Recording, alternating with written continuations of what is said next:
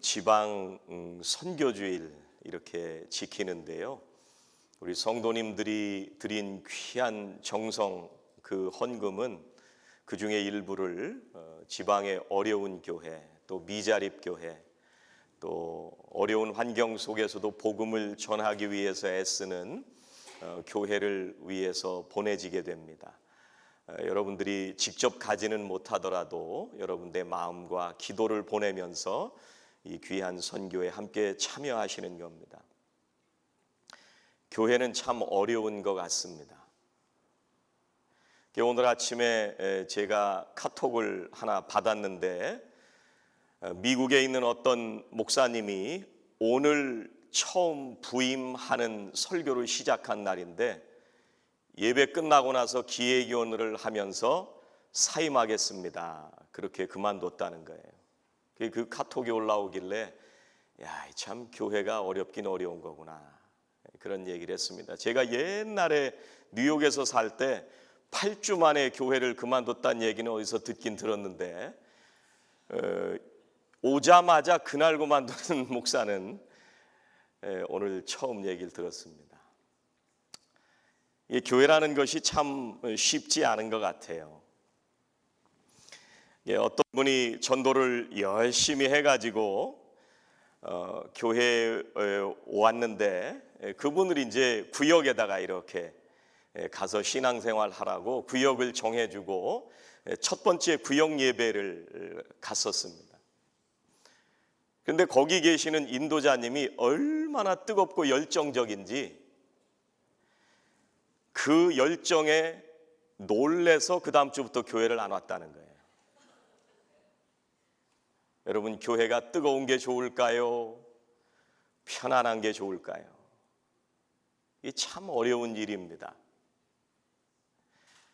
제가 옛날에 전도할 때 어떤 분에게 주일을 좀 오십시오, 예배가 중요합니다, 이렇게 얘기를 했더니 아니 종교가 자유를 줘야지 왜 이렇게 사람을 구속하느냐, 이렇게 얘기를 해요. 그런 분들에게 복음을 전하고 뜨거운 얘기를 했다가는 아마 금방 사라져 버리리라고 생각이 되는데, 우리 교회가 이렇게 잘 믿음을 지키면서 역사를 이어가고 있는 것은 이 교회에 많은 분들이 기도하고 땀 흘리고 헌신하고 이렇게 어려운 모든 문제들을 잘 견디면서 교회를 지켜왔기 때문에 우리 교회가 이렇게 역사를 이어가고 있는 것입니다. 얼마나 하나님 앞에 감사한지 알 수가 없습니다. 교회가 하나 개척이 되고 그 교회에서 헌신하고 충성된 선배들이 없었다면 교회는 이어지기가 쉽지 않습니다. 오늘 디모데라는 사람이 나오는데 이 사람을 보면서 이 시대의 교회라는 건 이분을 좀 닮아가면 좋겠구나, 그런 생각을 좀 해보게 됐습니다. 이 디모데가 어떤 사람인가, 오늘 본문의 말씀을 보면서 세 가지를 말씀드리려고 하는데, 제일 먼저 디모데는 1절에서 뭐라고 소개를 하고 있느냐 하면 제자다, 이렇게 소개를 합니다. 이 루스드라라고 하는 곳에 바울이 가게 됐는데 디모데를 자기와 함께 복음을 전하러 가자, 이렇게 동역자로 초대를 했습니다. 그 당시에 학자들의 얘기는 이 디모데의 나이가 몇 살 정도 됐냐면 18살 정도예요. 그러니까 지금 대학교 1학년쯤 됐을까 말까 한 그런 나이입니다. 그런데 이 사람을 소개하면서 성경 말씀은 이 사람을 제자다, 이렇게 이름을 붙였습니다. 제자. 우리말로 디모데라는 제자가 있으니 이렇게 얘기를 했는데, 제자가 있으니 이 말은요 그냥 하루만 제자가 됐다는 얘기가 아니고, 작년엔 잘했는데 올해는 교회도 잘 안 나오는 사람을 제자라고 붙인 얘기가 아니고, 예수님을 믿기 시작해서 3년, 5년, 10년, 20년이 지나가면서 이 사람이 지금까지 계속 제자로 잘 하고 있었다는 얘기입니다. 그래서 제자가 있으니 이렇게 말을 한 거예요. 디모데가 예수님의 제자가 된 것은 계속 예수님의 제자로 성장의 성장을 거듭했다는 얘기입니다. 여러분, 요즘 교회에서 제자훈련, 이 제자라는 얘기를 굉장히 많이 합니다. 여러분, 제자가 뭘까요? 1년 동안 제자훈련하는 그 성경 공부 방에 들어가면 제자가 될까요? 저도 수없이 많은 사람들이 얼마나 화려한 잘 준비된 성경 공부들을 했음에도 불구하고 제자가 안 되는 사람들을 수도 없이 봤습니다. 그럼 도대체 제자는 뭘까요? 3년 프로그램으로 예정된 제자훈련 프로그램을 마치면 제자가 됐을까요? 그 훈련을 마치고 졸업장을 받으면 제자가 되는 것일까요? 제자가 뭘까요?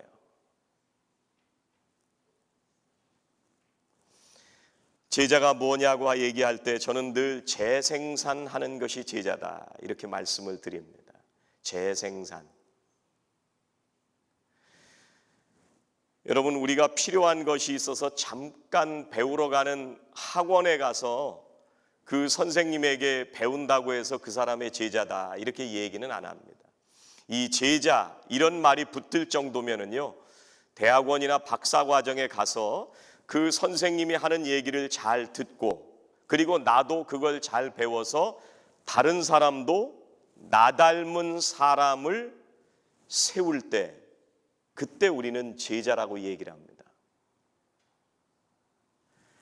나만 선생님에게 잘 배우는 걸로 끝나는 게 아니라 내가 살아가는 그것을 그 다음 사람에게 전수했을 때 그때 우리는 그 사람을 제자다 이렇게 얘기합니다. 그래서 제자는 재생산되는 일이 있을 때 제자라고 얘기를 합니다.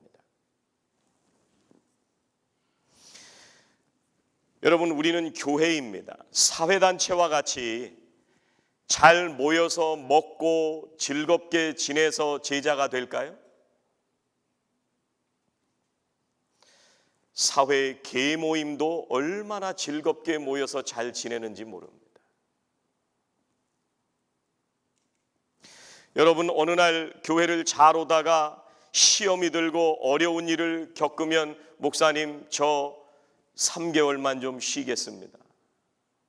이 사람을 제자라고 할 수가 있을까요?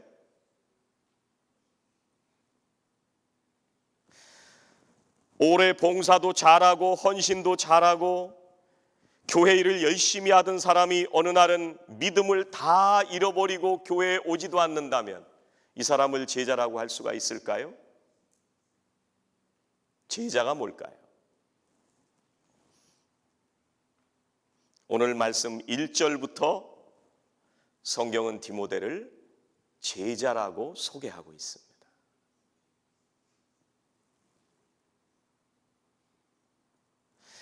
이 루스드라라고 하는 곳은요, 바울이 1차 전도 여행을 갔을 때 바울에게 복음을 처음 들었던 곳이 이 루스드라라고 하는 곳입니다. 바울과 바나바가 처음에 가서 복음을 전했는데 이 루스드라에 살던 디모데도 그때 복음을 듣고 예수님을 영접하고 그리스도인이 된 거예요. 그런데 그 당시에 복음을 전했던 이 사도 바울이 유대인들에게 맞아 죽을 뻔합니다.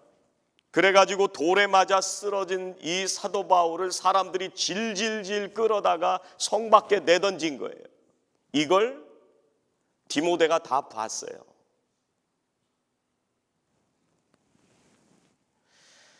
여러분, 디모데가 그 죽을 뻔한 위기를 넘기는 사도 바울을 보고 무슨 생각을 했을까요? 아, 예수 믿으면 자칫 잘못하면 나도 돌 맞고 죽을 수도 있겠구나. 이렇게 생각했을 수도 있어요. 그럼에도 불구하고 이 디모데는 그때 복음을 듣고 예수님을 영접하고 그리스도인이 되고 그 사도 바울이 죽을 뻔한 모습을 보면서도 이제 나는 그만 믿어야겠다 이렇게 생각하지 않고 반대로 더 신실한 주님의 제자로 믿음이 성장했다는 얘기입니다. 그러니까 제자예요.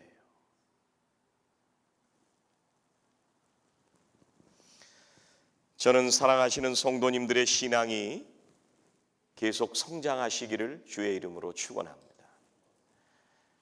어떤 역경과 고난 속에서도 그 믿음이 흔들리지 않고 견고하게 세워지는 제자로 성장하시기를 주의 이름으로 축원합니다. 여러분의 인격이 점점 성숙해져 가시고 이 지역에 아름다운 소문나는 그런 성도들이 되시기를 주의 이름으로 축원합니다. 두 번째, 이 디모데가 어떤 사람인가 보니까요, 2절에 보면 디모데가 칭찬받는 사람이었다 이렇게 얘기를 합니다. 루스드라와 이고니온에 있는 형제들에게 칭찬을 받는 자였다. 여러분, 신앙생활 하시다 보면 뜨거운 사람들이 있습니다. 그래가지고 어떤 분들은 뜨거운 교회를 찾아 이 교회를 방황하고 저 교회를 방황하는 사람들도 있습니다. 여러분, 그 사람들이 칭찬받던가요?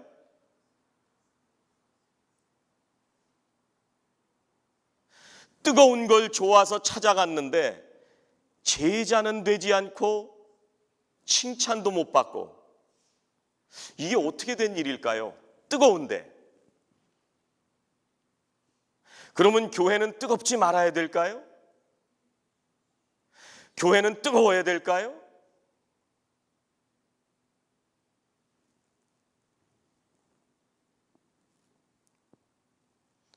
성경에 보면은요, 오늘 1절에 디모데를 뭐라고 소개하냐면 유대인 어머니와 헬라인 아버지의 아들이다 이렇게 소개를 했습니다.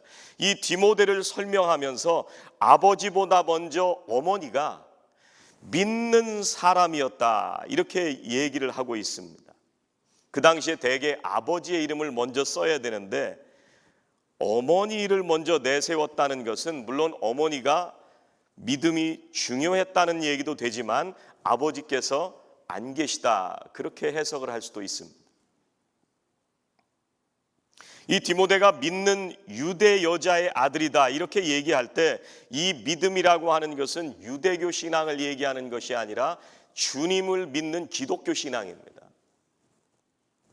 그런데 이 사도 바울이 디모데 후서를 쓰면서 1장 5절에서 이 디모데의 어머니를 어떻게 소개를 하고 있냐면 외조모 로이스와 어머니 유닉의 믿음을 이어서 신앙생활을 잘 했다 이렇게 표현을 하고 있습니다.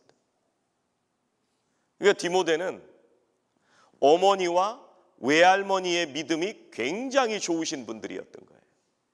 그래서 믿음이 대를 이어서 가문에 흐르는 그런 집안에 성장한 사람이 디모데입니다. 여러분, 외할머니와 어머니로 전해지는 이 믿음이 위에서부터 아래로 전해진 것뿐만 아니라 2절에 칭찬을 받았다는 얘기는 좌우로 주변 사람들에게 칭찬받았다는 얘기예요. 이걸 우리가 잘 생각해야 됩니다. 디모데는 자신의 고향인 이 루스드라뿐만 아니라 이 루스드라에서 약 30마일 떨어진 이고니온 사람들에게도 칭찬을 받았대요. 여러분, 지금은 30마일이면 여기서 어디쯤 가나요? 길로이쯤 가나요? 그 정도면 30마일이겠죠? 그 동네 누가 사는지 제가 어떻게 알아요? 여러분, 교회의 다른 교회 성도들이 사는 얘기 중에서 그분의 믿음이 이 산호세에서 정말 훌륭하다라고 하는 분 얘기 들어보신 적 있으세요? 그분은 정말 미국에서 믿음이 정말 좋은 분이야 이런 얘기 들어본 적 있으세요?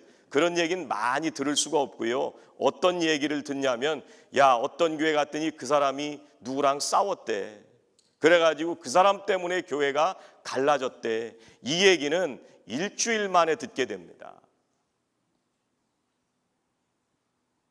이 교회가 깨지고 싸운 얘기를, 이 기쁜 소식을 전하는데 은사가 있는 분들이 있어요. 그래서 일주일 만에 아는 거예요.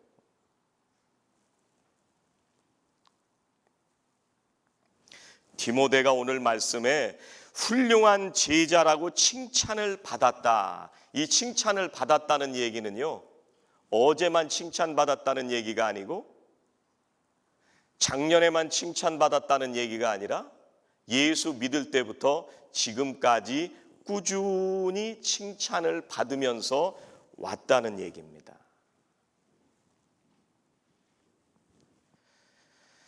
저는 우리 사랑하시는 성도님들이 뜨거운 분도 있고 이성적인 분도 있고 모태신앙도 있고 늦게 묻은 분들도 있지만 여러분들 모두가 그 어떤 믿음을 가지고 있든지 이 산호세에서 칭찬받는 분들 되시기를 주의 이름으로 축원합니다. 이게 쉬운 일이 아닙니다. 사랑하시는 성도님들이 이 지역에 살아가시면서 야, 저분은 진짜 교회 다니는 사람이다. 야, 저분은 참된 신앙인이다. 여러분의 이름이 산호세 전체에 크게 남겨지지는 않지만 한 사람의 진실한 그리스도인으로 이 산호세 지역에서 칭찬받는 사람 되시기를 주의 이름으로 축원합니다. 세 번째, 이 디모데는 어떤 사람이었느냐면요, 헌신하는 사람이었습니다. 오늘 말씀은요, 사도 바울이 두 번째 선교 여행을 떠날 때의 얘기예요. 사도 바울이 안디옥 교회에 파송을 받고 세 번 선교 여행을 떠나게 됩니다. 첫 번째 선교 여행 때 소아시아 지역에 복음을 전했습니다. 오늘 말씀에 나오는 루스드라 지역에도 복음을 전해서 디모데가 복음을 들은 거예요. 이제 두 번째 이 지역에 다시 들어가게 되는데 이 소아시아 지역에 다시 한번 세웠던 교회들을 돌아보겠다, 이 마음으로 2차 선교 여행을 출발을 했습니다. 그래서 1절에 보니까 바울이 더베와 루스드라에도 이름에 거기 디모데라 하는 제자가 있으니 그 어머니는 믿는 유대 여자요 아버지는 헬라인이라. 2차 선교 여행을 시작하자마자 디모데를 만나는데 바울은 이 디모데를 데리고 가고 싶었어요. 그래서 3절에 뭐라고 말씀하냐면 바울이 그를 데리고 떠나고자 할새 그 지역에 있는 유대인으로 말미암아 그를 데려다가 할례를 행하니 이는 그 사람들이 그의 아버지는 헬라인인 줄 알미로라, 이렇게 말씀을 합니다. 이 아버지가 헬라인인데 사도 바울은 예수 그리스도를 믿는 사람들은 할례가 필요 없다는 걸 분명히 알고 있었음에도 불구하고 이 디모데에게 할례를 주려고 했습니다. 오늘 16장을 읽었는데 15장에 보면 사도 바울이 이 예루살렘의 회의에 들어가 가지고 할례가 더 이상 필요 없습니다, 이걸 얘기하고 돌아왔습니다. 그리고 그 예루살렘 그 회의의 의장이었던 야고보 사도를 통해서 그래도 된다, 이 얘기를 듣고 왔어요.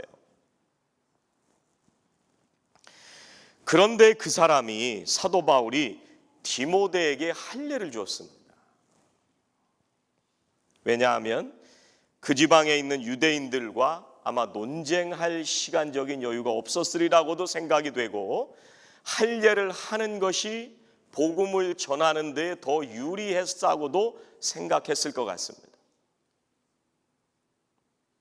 사도 바울은 복음을 전하기 위해서는 이 유연성이 있었던 사람이었던 것 같아요.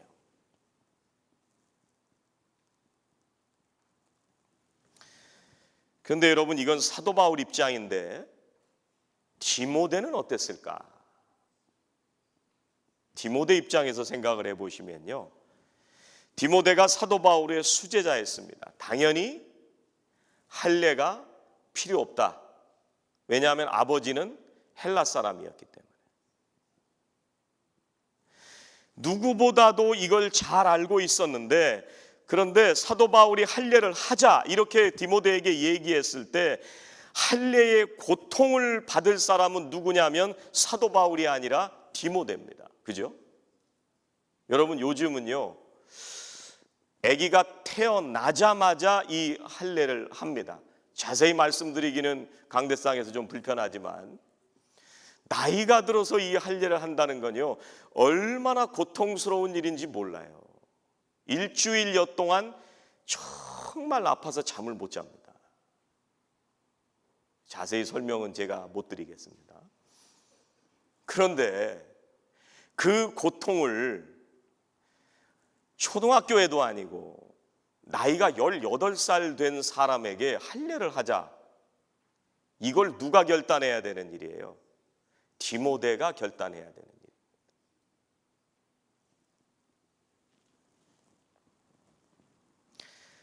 할례가 전혀 필요 없다는 것을 너무도 잘 아는 청년이었는데, 대개 보통 청년들 같으면 할례를 할래?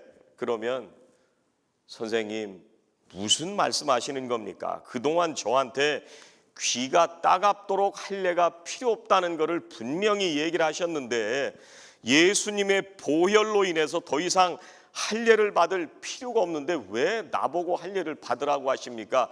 이렇게 저항하지 않겠습니까? 근데 디모데는 거기서 네, 알겠습니다, 그렇게 하겠습니다.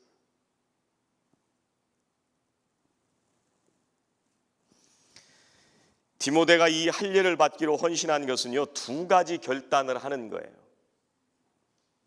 자기의 스승과도 같은 이 사도 바울이 돌에 맞아 죽는 것 같은 그 죽음을 무릅쓰고 나도 복음을 전하겠다라고 하는 결단입니다.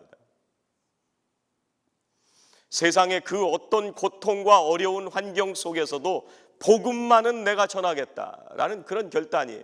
또 하나는 아무 소용없는 이 할례를 받는 것은 존경하는 자기 스승이 하라고 할 때 거기에 따라주는 거예요.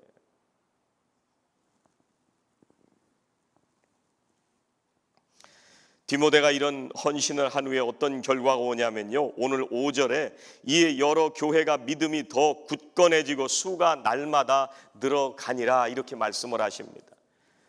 그리고 오늘 말씀 다음의 얘기가 뭐냐면 복음이 마게도냐 지역, 지금 말로 하면 유럽으로 복음이 전해지기 시작했다는 얘기예요.